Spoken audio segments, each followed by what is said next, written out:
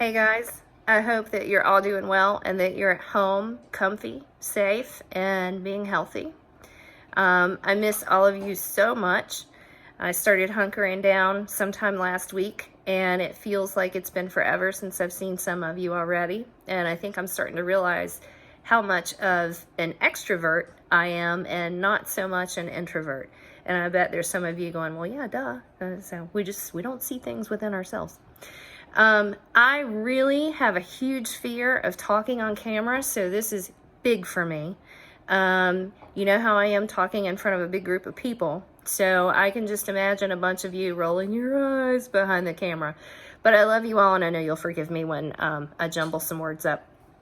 But I wanted to just touch base with everybody on a couple of different things, because anytime that we have a class at Intune at the center, or any type of a gathering, I find myself talking about the energy of the world at that point in time, no matter what's going on.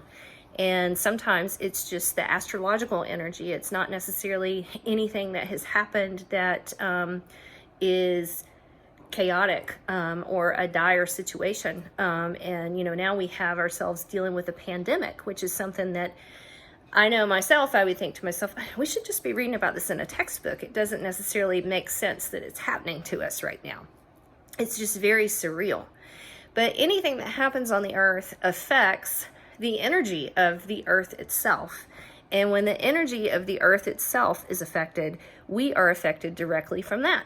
So what can happen is that we wind up living way up inside of our heads because we're worried. We're uncertain, and we don't really know what's going to happen. We know we're going to be okay, right? I mean, we all know that we're going to be okay, and that this is not going to last forever. But until then, when we have so many things that are changing on at least a daily basis, sometimes every few hours, things change, we feel like we really have to maybe stay glued to the news so we don't miss anything. I know myself as a massage therapist, I had to really pay attention to, are they going to tell us when to stop practicing? Do I have to make that decision myself? Like, what's going to happen? So you wind up being glued to the news, and so you wind up being exposed to a lot of things you really don't want to be exposed to, because the media is supposed to report the news, and they're going to report it over and over and over again. So it causes a lot of anxiety. It causes us to be ungrounded. And when we live up inside of our heads, sometimes it can get so bad that we don't even realize that grounding ourselves is necessarily an option. And so what happens is our third eye, our intuition, starts to actually play tricks on us. And it can become very overactive because you're in almost a fight, flight, or freeze state. And when that happens, then other things will start to follow that make the condition even worse. You might not want to eat. You might want to stay in the bed and just put the covers over your head. Or you might feel like you have to be super, super busy in the house all the time. Either way, it's a coping mechanism. So, like I tell people, and even in Reiki sessions all the time, stay grounded, stay grounded, stay grounded. Whenever you don't feel like yourself, go ground yourself. Grounding yourself is as simple as putting your bare feet in the grass. When things happen, like the coronavirus, interesting things happen with the grounding energy that we use. It changes. The earth has a very significant and distinguishable frequency and vibration that makes it its grounding energy that we absorb, that we ground ourselves with. And when there's a ripple effect, like with this pandemic, or say during a hurricane season, something big, something that happens in nature, something that changes the way we all think or the way we act, that changes the vibration and the frequency of the grounding energy that we're used to just a little bit. So what we're accustomed to and what our normal is also changes. So with that being said, depending on when it changes, it can change how you handle things or how you react to things or the type of energy that you carry around. So I know in just a few days that I have not been seeing clients, I was super anxious or busy. And then I had a day where I didn't want to do anything but sleep. So my energy was changing. But I got so far up inside my head that I realized I had forgotten that grounding was actually an option. So it happens to everybody. When I grounded, I realized that the vibration of the earth, man, it is strong right now. It is so strong. I can feel it running through my fingertips when I'm laying down in bed. It's crazy. It is so strong. So my theory on this is the earth has been able to take a deep breath. Since all this stuff started, you had all the production and everything in China stopped. So the pollution rate, completely different. In every country, it's been affecting things in different ways. But what's happened is the people have slowed down. So with the people slowing down, all of these problems that we create in the earth as far as waste and pollution lessen. So it's like the earth went, if you tune into the grounding energy right now, you can feel that. It's amazing. And it's so strong. She was able to take a deep breath. She's able to chill out a little bit. Amazing what it will do for you if you're able to tune into her right now. Give it a try and see how long it lasts with you. Because especially as a massage therapist, I'm not using my hands, right? So over the last few days, all I feel is the energy running through my fingertips. My hands are not tired for once because they're not being overworked or, whatever. It's a different norm for me. And so grounding with this new, really strong grounding energy, it's just like, wow, it's been amazing. So astrologically, we are in the new moon, Aries new moon. So the Aries new moon right now, this is also the astrological new year. So it being the astrological new year and Aries being this fiery, very confident kind of energy, this is a great time to set your intentions, not just for right now, but also for the rest of the year. I saw a meme the other day that said something about I've had my 90-day trial of 2020 and I'm ready to return it. So here you go. This is your new beginning. So if you set your intention tonight for the new year, set it for goals to look within, because it's what we're all going to be doing. We're all at home. We're at home and we know that some things have to change. Some things are going to change. Some things have already changed.